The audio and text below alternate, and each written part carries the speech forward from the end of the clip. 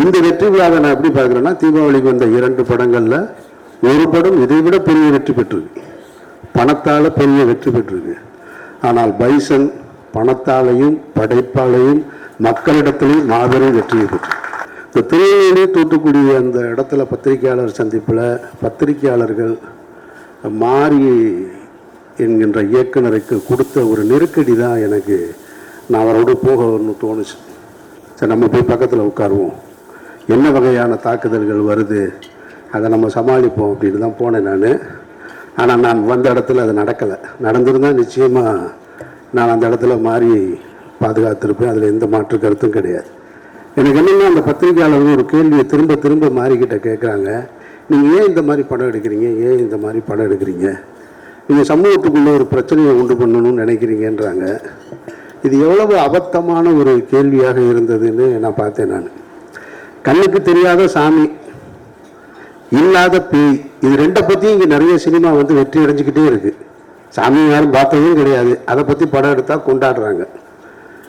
பேய் அது இல்லவே இல்லை. ஏன்னா பேயை விட மனுஷன் ரொம்ப மோசம்னு நான் நினைக்கிறது. பேய் எந்த பேயினாலும் எந்த தொந்தரவும் கிடையாது. ஏன்னா பேய் பார்த்தீங்கன்னாங்க அதுவே ரொம்ப பயந்தது தான். ஏன்னா அது பகலில் வரவே வராது. நீங்கள் எந்த திரைப்படத்துலையும் பகலில் அது இரவில் மட்டும்தான் வரும். அதுவே ரொம்ப பயந்தது அது. ஆனால் திரைத்துறையிலிருந்து வருகிற எதிர்ப்பு இருக்குது பார்த்தீங்களா, அதை நான் ரொம்ப அபத்தமாக பார்க்குறேன்.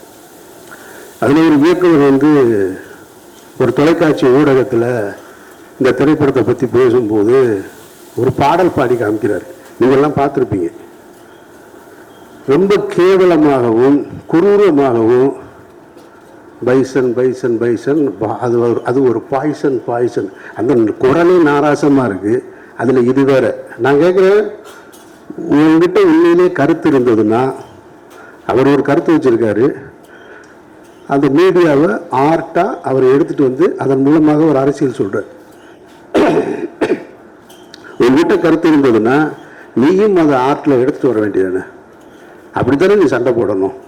தான் காரணம் அப்படின்னு நீங்க நிறைய பேர் நினைக்கலாம். ஆனா இவர் ஸ்டேஜ்ல இருந்ததும் ஒரு காரணமா இருக்கலாம் அப்படின்னு நான் நினைக்கிறேன். ஒவ்வொரு படம் ரிலீஸ் ஆன பிறகும் அந்த இயக்கமும் சரி, கதாபாத்திரத்தோட தாக்கமும் சரி, சமூகத்தில் மிகப்பெரிய சிந்தனையை உருவாக்குவது அசாத்தியம். அவர் இயக்கினாலும் சரி, நடித்தாலும் சரி, மேடையில் பேச வந்தாலும் சரி, ஃபயர் அலாரம் கன்ஃபார்ம். வாங்க அமீர் சார்.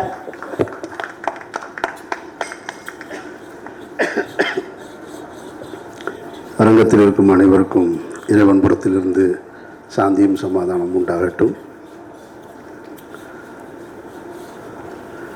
ஒரு திரைப்படத்தின் வெற்றி விழா மற்றும் நன்றி அறிவிப்பு விழா மேடை.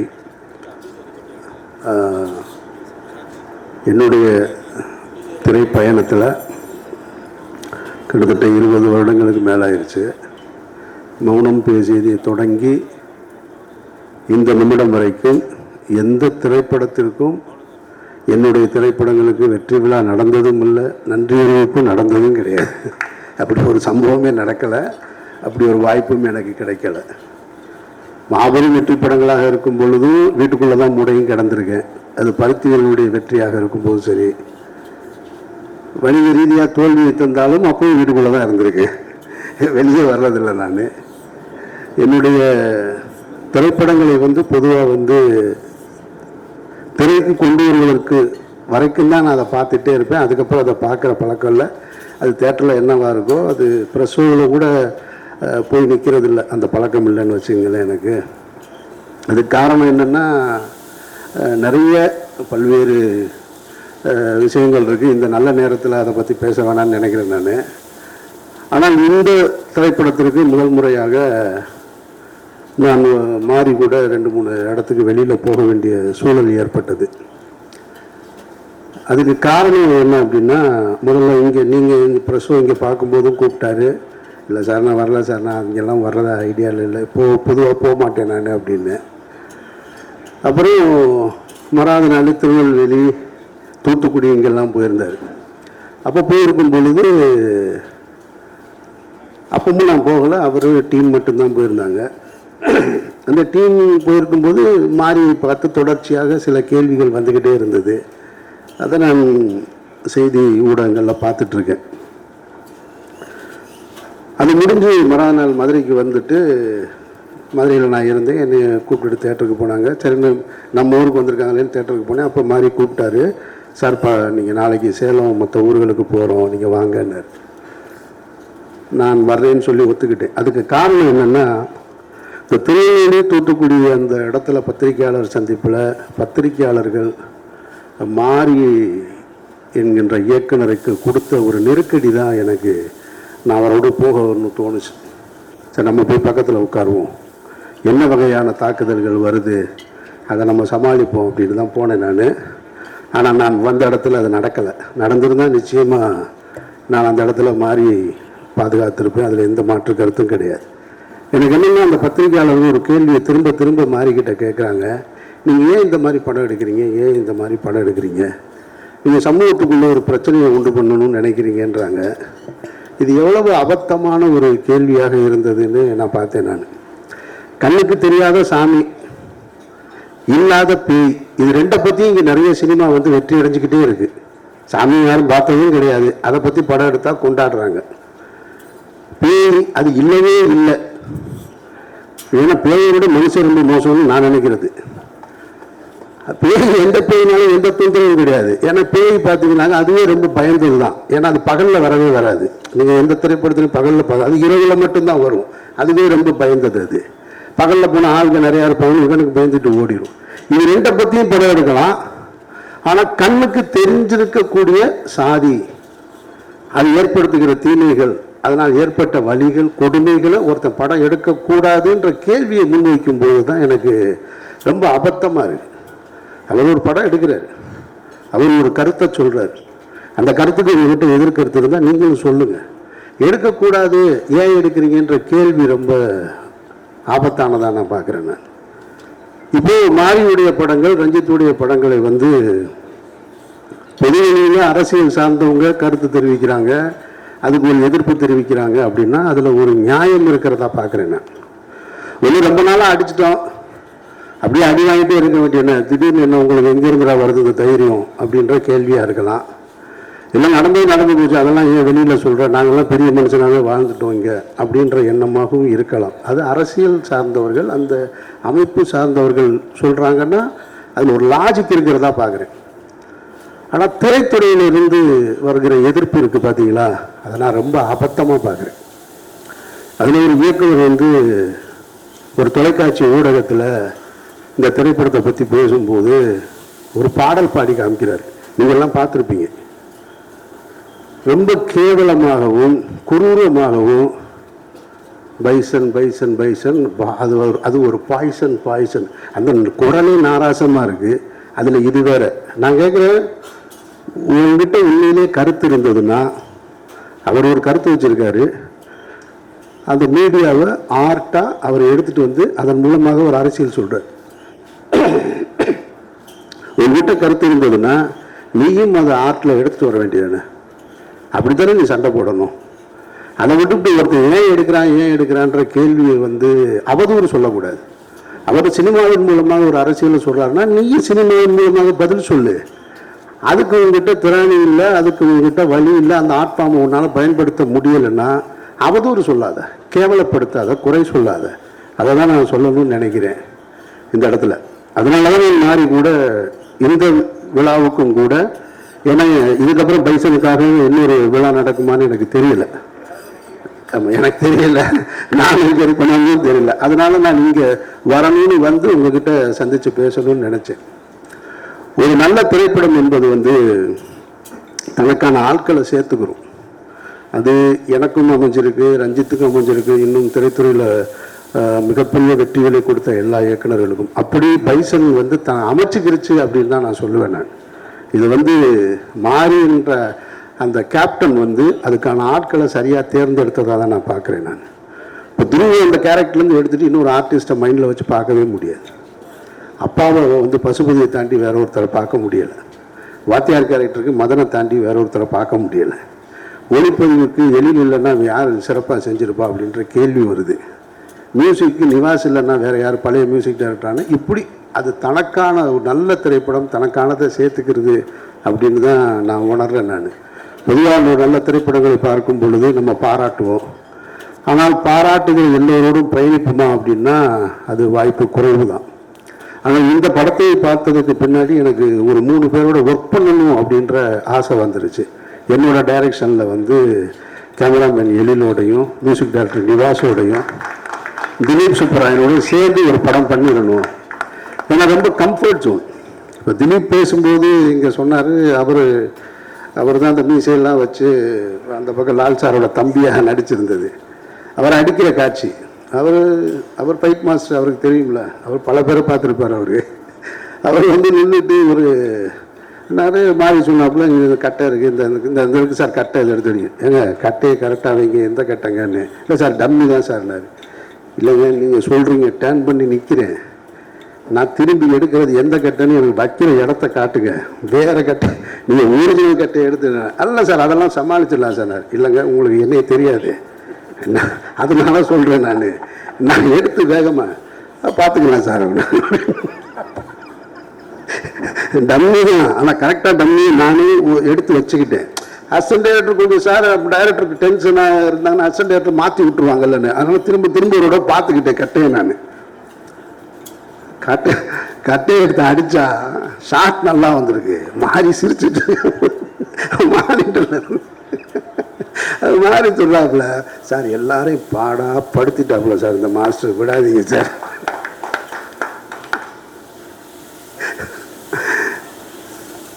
நான் வந்து திலீப்பே பார்க்குறேன், இந்த அப்படியே இருக்காப்புல, கண்ணு லேசாக கலங்கியிருக்கு. ஆனால் என்னடா இவ்வளோ பேர் முன்னாடி திலீப் நீங்கள் சொன்னதுனால தான் நான் சொல்கிறேன், இல்லைன்னா சொல்லியிருக்க மாட்டேன்.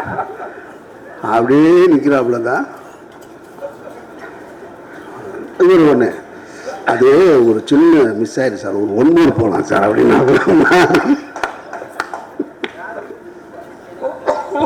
ஒரு 1 more போகலான்னு ஒன்று. நான் ஏங்க வேணாங்கன்னு. இப்போ முதல்ல இருந்த திலீப்போட இது கொஞ்சம்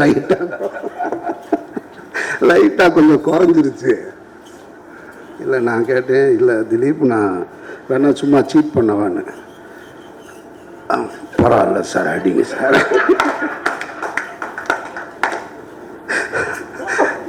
ரொம்ப நான் சொல்லி மாறி முதல் படம் அவர் சொன்னதுக்கான காரணமும் இதுவா தான் இருக்கும்னு நான் நினைக்கிறேன். இப்ப நான் சொல்ல போற உண்மை ரொம்ப பழசா இருக்கிற மாதிரி இருக்கலாம், ஆனா இதை விட புதுசா ஒண்ணு இந்த தலைமுறை வரைக்கும் உருவாக்கவே முடியல அப்படிங்கிறது தான் நிஜம். புலிக்கு பிறந்தது புலிதான் நிறுவனம் செஞ்சிருக்கிறாரு. எங்கள் காலமாடன் துரு விக்ரம் அவர்களை பேச வருமாறு அன்போடு அழைக்கிறேன்.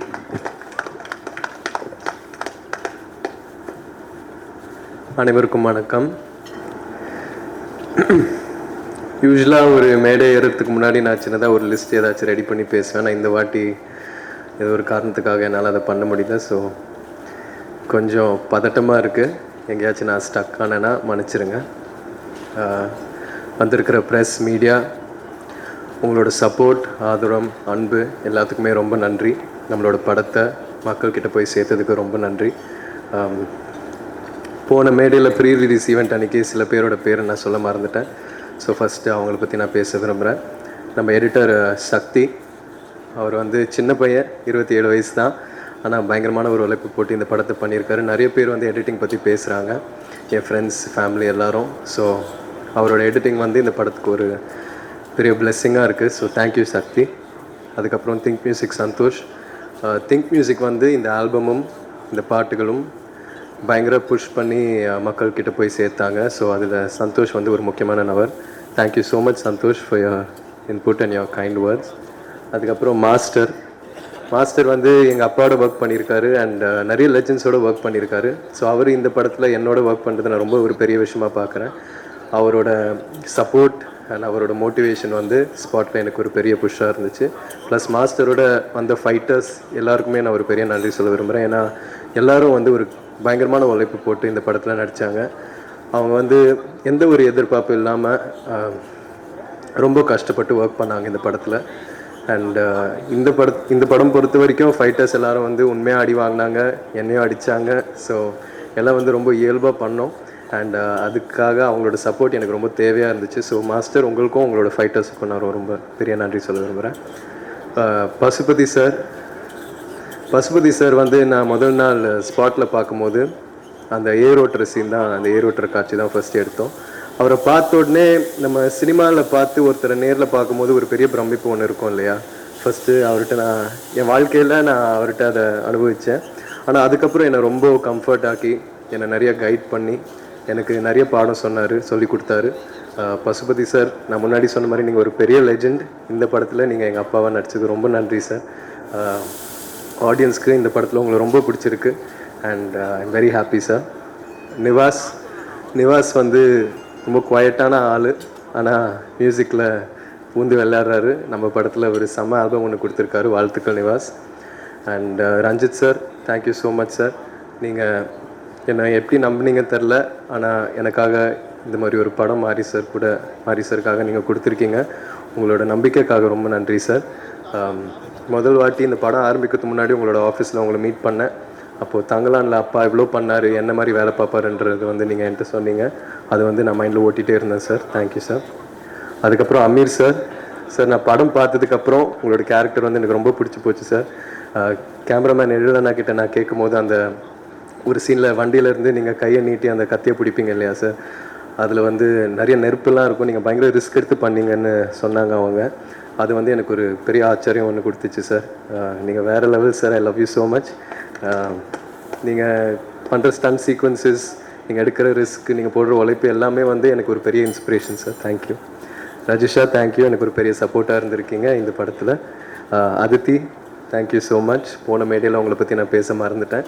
அதித்தி வந்து எனக்கு இந்த பயணத்தில் ஒரு பெரிய பில்லராக இருந்திருக்காங்க, எனக்கு ஒரு பெரிய சப்போர்ட்டாக இருந்திருக்காங்க. So thank you so much Aditi. 5 star Senthil sir, thank you so much sir. இந்த மாதிரி ஒரு பெரிய டிஸ்ட்ரிபியூஷன் கம்பெனி என் படத்தை மக்கள்கிட்ட போய் சேர்த்ததுக்கு ரொம்ப நன்றி சார். மதன் சாருக்கும் எனக்குள்ளே ஒரு செம்ம கெமிஸ்ட்ரி ஒன்று இருந்துச்சு ஸ்பாட்டில். அண்ட் அது வந்து படத்தில் டிரான்ஸ்லேட் ஆகுதுன்னு நினைக்கிறேன். அவர் ஒரு செம்ம ஆக்டர். அண்ட் அவரோட நடித்த எல்லா காட்சிகளும் நான் ரொம்ப என்ஜாய் பண்ணி நடித்தேன். Thank you Madan sir. எழிலண்ணா வந்து எனக்கு ஒரு பெரிய சப்போர்ட் ஆக்சுவலாக. முதல்ல இந்த ஜேர்னி ஆரம்பிக்கும் போது நானும் அவரும் தான் மாரி சார் ஆஃபீஸில் உட்காந்து வாழையை பார்த்தோம். பேக்ரவுண்ட் மியூசிக்கெல்லாம் இல்லாமல் ரஃப் கட்டு பார்த்தோம். ஸோ நம்மளோட பயணம் வந்து அங்கே ஆரம்பிச்சிது. அவர் வந்து இந்த படத்தில் இருந்ததில் எனக்கு ஒரு பெரிய சந்தோஷம். ஏன்னா அவரோட ஒர்க் வந்து எல்லோரும் அதை பற்றி பேசுகிறாங்க. அண்ட் அவருக்கு ஒரு பெரிய ஃப்யூச்சர் இருக்குது. அண்ட் ஹோப்ஃபுல்லி சூன் நானும் நீங்களும் ஒரு படத்தில் ஒர்க் பண்ணோம். அண்ட் அண்ணா ஃபோட்டோகிராஃபருக்கு ரொம்ப நன்றி சொல்ல விரும்புகிறேன். அவர் வந்து பயங்கரமாக இன்டென்ஸாக ஒன்று எடுத்துகிட்டு இருக்கும்போது அதை கட்னு சொன்னோடனே நான் அங்கேயே நிற்க வச்சு ஃபோட்டோஸ்லாம் எடுப்பார். ஸோ எல்லா விஷயமும் செம்மையாக கேப்சர் பண்ணார். Thank you sir. அண்ட் இந்த நேரத்தில் கண்ணகி நகர் கார்த்திகாவுக்கு நான் ஒரு வாழ்த்துக்கள் சொல்ல விரும்புகிறேன். இப்போ தான் அவங்க கோல்டு மெடல் ஜெயிச்சிருக்காங்க. So thank you. மாரி சார் பற்றி சொல்லணுன்னா, இந்த அனுபவமே, இந்த எக்ஸ்பீரியன்ஸே எனக்கு ஒரு ரொம்ப புது அனுபவமாக இருக்குது. ஏன்னா இது வரைக்குமே என் வாழ்க்கையில் இந்த மாதிரி ஒரு வெற்றி நான் உணர்ந்ததில்லை. இந்த வயசில் கெரியரில் இந்த ஸ்டேஜில் இந்த மாதிரி ஒரு படம் கொடுத்ததுக்கு ரொம்ப நன்றி. ஏன்னா இந்த படம் மூலயமா நீ சினிமாக்காக என்னெல்லாம் பண்ண தயாராக இருக்கணும், எவ்வளோ எஃபர்ட் போட தயாராக இருக்கணுன்றது வந்து இந்த கதாபாத்திரம் மூலயமா, கிட்டான் மூலயமா, அவன் நேசிக்கிற கபடி மூலயமா ரொம்ப அழகாக காமிச்சார் மாரி சார். எனக்கு இது வரைக்குமே நான் 27 இயர்ஸில் கற்றுக்கிட்ட விஷயங்களை விட நான் அவரோட ஸ்பெண்ட் பண்ண அந்த 1.5 வருஷத்தில் லேர்ன் பண்ண விஷயங்கள் தான் அதிகம். ஸோ அவர் எனக்கு ஒரு பெரிய பாடம் சொல்லி கொடுத்துருக்காரு. அவருக்கு எவ்வளோ நன்றி சொன்னாலும் பத்தாது. அண்ட் இத்தனை லெஜெண்ட்ஸ், இவ்வளோ நல்ல டெக்னீஷியன்ஸோட ஒர்க் பண்ண வாய்ப்பு கொடுத்ததுக்கு அவருக்கு ரொம்ப நன்றி சொல்ல விரும்புகிறேன். சினிமாவில் அவர் பயங்கரமாக உழைக்கிறாரு, ஸ்பாட்டில் பயங்கரமாக உழைக்கிறாரு. ஆனால் நம்ம ப்ராக்டிஸ் பண்ணிகிட்டு இருக்கும்போது கூட, நானும் பயலுவலெல்லாம் வந்து விளையாடிட்டு இருக்கும்போது அவர் வந்து ஷூவை மாட்டி வார்ம் அப் பண்ணிகிட்டு இருப்பார், கிரவுண்டை சுற்றி ஓடிட்டு இருப்பார். அப்போவே எனக்கு பயங்கரமாக கண்ணு கலங்கும், ரொம்ப எமோஷனல் ஆவேன். எப்படி இந்த இடத்துல இருக்கிற ஒரு டைரக்டர், இவ்வளோ லெஜெண்டரியாக இருக்கிற ஒரு டைரக்டர் வந்து இன்னமும் இவ்வளோ எஃபர்ட் போட்டு பண்ணுறாரு. 12-1 மணி வரைக்கும்லாம் விளையாடிட்டு இருப்பார். இந்த படத்தில் நீங்கள் பார்க்குற ஒவ்வொரு கபடி காட்சியிலையும் நான் பண்ணுறது, டிஃபெண்டர்ஸ் பண்ண வேண்டியது எல்லாம் வந்து அவர் ரொம்ப ரிஸ்க் எடுத்து பண்ணுவார். இந்த ப்ராசஸில் அவருக்கு கை உடஞ்சிருக்கு, நிறைய இன்ஜுரிஸ் ஆகிருக்கு. இதெல்லாம் வந்து நான் சொன்ன மாதிரி நம்மளோட சினிமாக்காகவும் எனக்காகவும் பண்ணாருன்னு நான் நம்புகிறேன். ஸோ அவருக்கு எவ்வளோ நன்றி சொன்னாலும் பத்தாது sir. Thank you so much sir, என் சார்பாக, என் ஃபேமிலி சார்பாக.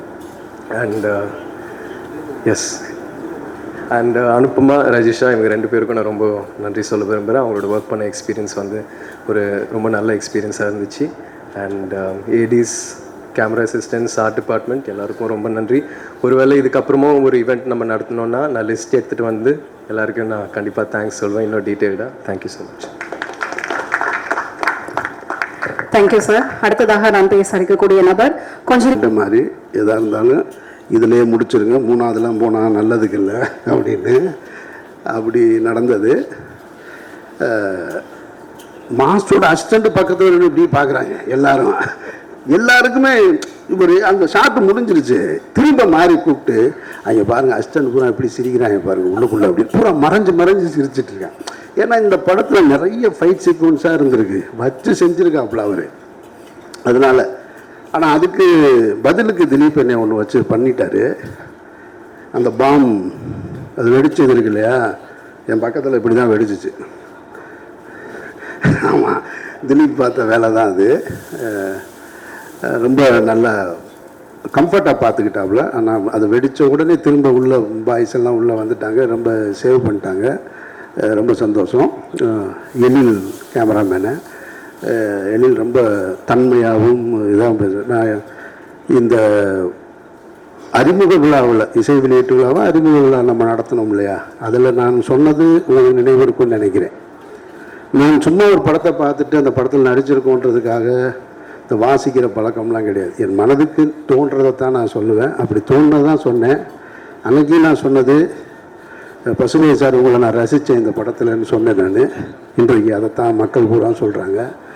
துருவை சொல்லும்போது சொன்னேன் நான் சேதுல விக்ரம பார்த்தது கூட அது போலவே ஸ்பாட்டில் பார்த்துருக்கேன் அப்படின்னு சொல்லி. அந்த அங்கீகாரம் தான் இன்றைக்கி தமிழ்நாடு முழுக்க கிடச்சிருக்கு துருவனுக்கு. அதனால் நிச்சயமாக துருவுடைய உழைப்பு வந்து ஈடு செய்ய முடியாதது. அவ்வளோ பிரமாதமாக பண்ணியிருக்கான் துருவ, அதில் வந்து மாற்று கருத்தே கிடையாது. கேமராமேனும் அதே தான், நான் மியூசிக் டைரக்டருக்கும் அதே தான். இன்னைக்கு எல்லா இடத்துலையும் நான் இதெல்லாம் சொன்னேன் நான். ஏன்னா இந்த படத்தை சத்தம் இல்லாமல் இசை இல்லாமல் பார்த்தேன், அப்புறம் இசையோடு பார்த்தேன் நான். இசையோட திரையரங்கில் தான் பார்க்குறேன். ஆனால் அந்த இசை வெளியீட்டு விழாவில் மியூசிக் டைரக்டரோட பெர்ஃபார்மன்ஸ் பார்த்து சொன்னேன் நான். இது எல்லாமே வந்து ஒரு பெரிய பில்லராக இந்த படத்துக்கு அமைஞ்சிருக்கு. மிகப்பெரிய வாழ்த்துக்கள். அப்புறம் நான் அந்த விழாவில் சொல்லும்போதும் அப்ளாஸ் கம்பெனியை பற்றி நிறைய சொல்லிட்டேன் நான், ரொம்ப சரியாக நடந்துக்கிட்டாங்கன்னு. அது நீலம் ப்ரொடக்ஷன்ஸ் அது இதுன்னு எனக்கு இப்போ தான் தெரியும். நீங்கள் சொல்லணும் ரஞ்சித், அதெல்லாம் சில விஷயங்களை நம்ம அதுக்காக தான் இந்த இடம் சொல்லணுன்றதுனால தான் அவங்க நீல கலரில் சேலையை கட்டிட்டு வந்திருக்காங்கன்னு நினைக்கிறேன் நான். ஏன்னா ரொம்ப பர்ஃபெக்டாக இந்த எனக்கு ஷூட்டிங் நம்ம வெளிப்படங்களில் போய் நடிக்கிறோம். இப்போ தான் அது தொடர்ச்சியாக ஒவ்வொரு கம்பெனிக்கு போகிறோம். சில கம்பெனியில் சொல்கிற ப்ரோக்ராமுக்கும் அதுக்கும் சம்மந்தமே இருக்காது. ஆனால் இந்த கம்பெனியை பொறுத்த மட்டும் ரொம்ப பர்ஃபெக்டாக இருக்கும். என்னை வந்து என்னோடய மேனேஜர் இங்கே தான் இருக்கான், அவன் சொல்லுவான், அவன் அடிக்கடி சொல்லிக்கிட்டே இருப்பான், சார் ரொம்ப கரெக்டாக இருக்காங்க சார், ரொம்ப பர்ஃபெக்டாக இருக்காங்க, அவங்க எதாக இருந்தாலும் முன்னாடியே சொல்லிடுறாங்கன்னு. இந்த ஃபங்க்ஷன் நடத்துகிறதையே நீங்கள் பார்த்தீங்கனாலே தெரியும், இவ்வளவு சிறப்பாக நடத்தியிருக்காங்க. இதைத்தான் நான் அந்த ஃபங்க்ஷனில் அப்ளாஸ்ன்னு சொல்லிட்டேன். ஆனால் அந்த அந்த அந்த கிரெடிட் பூரா போய் சேர வேண்டியது நீலம் ப்ரொடக்ஷன்ஸுக்கு தான், ரஞ்சித்துக்கு தான் போய் சேரணும். ரஞ்சித்துடைய தண்டகாரண்யத்தில் நடிக்கக்கூடிய வாய்ப்பு இருந்து நான் தவற விட்டுட்டு இப்போ நீலம் ப்ரொடக்ஷன்ஸில் பைசனில் வந்து என்ன நான் இணைச்சிக்கிட்டேன். நீலம் ஸ்டுடியோஸ் ஞாபகம் வச்சுக்கிறேன். அப்படியா? அப்போ நான் பிரசித்தி சொல்லிடுறேன். நீலம் ப்ரொடக்ஷன்ஸ்ன்றது ரஞ்சித் மட்டும் தயாரிப்பாளர், நீலம் ஸ்டுடியோஸ்ன்றது ரஞ்சித்தும் அதிதியும் சேர்ந்திருக்கிறது. நீங்களும் ஞாபகம் வச்சுக்கோங்க. மற்றபடி இந்த திரைப்படத்துக்குள்ளே உள்ளே போகும்போது எனக்கு வந்து யாருமே பரிச்சயம் இல்லை. இப்போ வடசென்னைக்குள்ளே உள்ளே போகும்போதாவது சமுத்திரகனி இருந்தான், ஜெகதீஷ் இருந்தார், வெற்றி ஏற்கனவே எனக்கு தெரியும், அல்லது சுப்பிரமணிய சிவா உள்ளே இருந்தான், ஆர்ட் டைரக்டர் ஜாக்கி, எல்லாமே என்னோட டீமு. இந்த படத்தில் எனக்கு தெரிஞ்ச ஒரே ஆளு ராஜா மட்டும்தான், பாக்கி எல்லாருமே புதுசு, எனக்கு யாரையுமே தெரியாது. ஆனால் என்னை ரொம்ப நல்லா பார்த்துக்கிட்டாங்க, கம்ஃபர்ட்டாக பார்த்துக்கிட்டாங்க. நானும் அவங்களோட ரொம்ப கம்ஃபர்ட்டாக இருந்தேன்.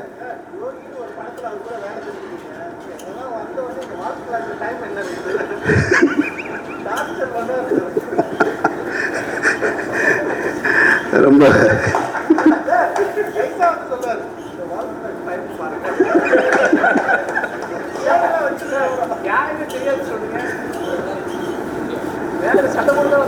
ஒர்க் பண்ணதில்லை, நீங்க வேற ஒர்க் பண்ணதில்லைன்னு சொன்னேன். நான் தெரியாதுன்னு எப்படி சொல்ல முடியும்? இங்க இருக்கிற யாரையும் ஒர்க் பண்ணதில்லை. ஷூட்டிங் ஸ்பாட்டில் அந்த கம்ஃபர்ட் இருந்தது.